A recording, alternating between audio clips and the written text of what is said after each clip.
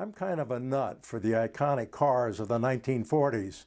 I was born in 1939 and grew up with them. And when I was 16, I bought one of the classics, a 1947 Buick Convertible.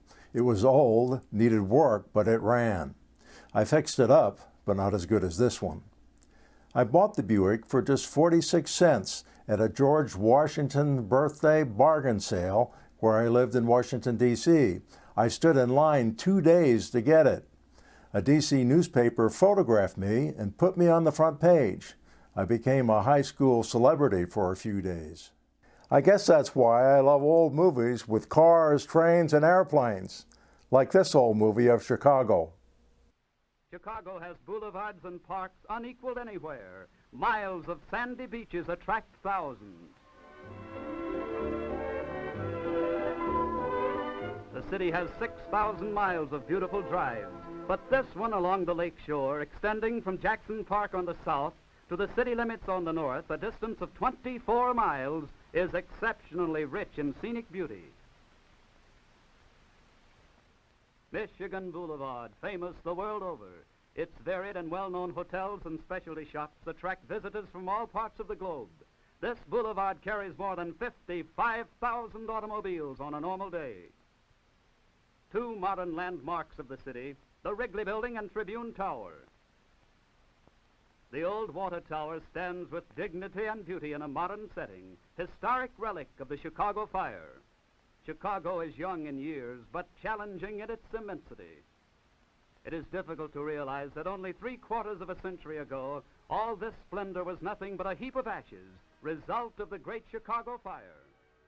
On this outer drive, the motorist continues along the lake shore. On his left rise the towers of modern buildings known as the Gold Coast of Chicago. The drive enters Lincoln Park from the south, and nearby stands the famous portrait statue of Lincoln.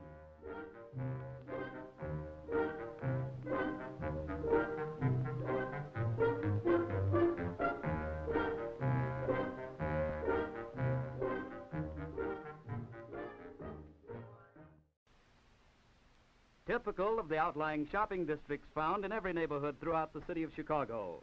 A far cry from the old corner general store.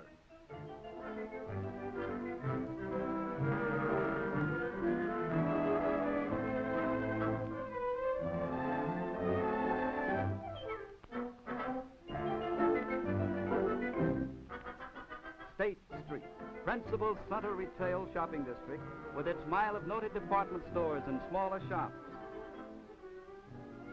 Randolph Street, Chicago's Rialto, with its theaters, nightclubs, hotels, and smart restaurants.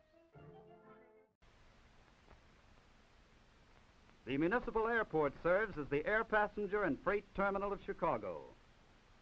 Passenger travel through this terminal has reached the astounding figure of 56,000 annual landings and departures. 365,000 shipments of freight go in and out of Chicago by air annually. 9 principal airlines connect this city with every major city in North America. No point in the nation is farther than overnight from the Chicago airport. The one thing that has helped materially in making Chicago the second largest city in this hemisphere and 4th largest city in the world is its unsurpassed transportation system. Chicago is the largest railroad center in the world. Chicago has 160 large freight yards and 70 freight stations. The track mileage is greater than the total mainline mileage in 39 of the 48 states. 39 of these modern streamlined trains arrive and depart from this city each day, serving both coasts and inland points. 10,000 miles of inland waterways serve Chicago and northern Illinois. An average of 25 million tons of materials is handled annually through these waterways. 13 steamship lines serve Chicago. Boats go to ocean ports by way of the Great Lakes and the St. Lawrence River, or through the Illinois waterway to the Gulf of Mexico. In a large city like Chicago, the homes are as varied and diversified as the city itself.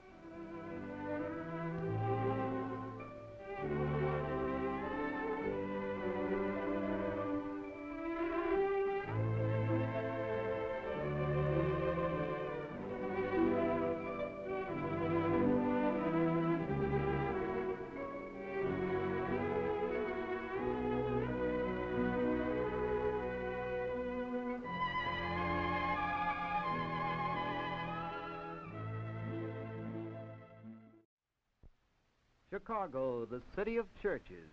Almost every known denomination in the world is represented in the thousands of churches throughout the city.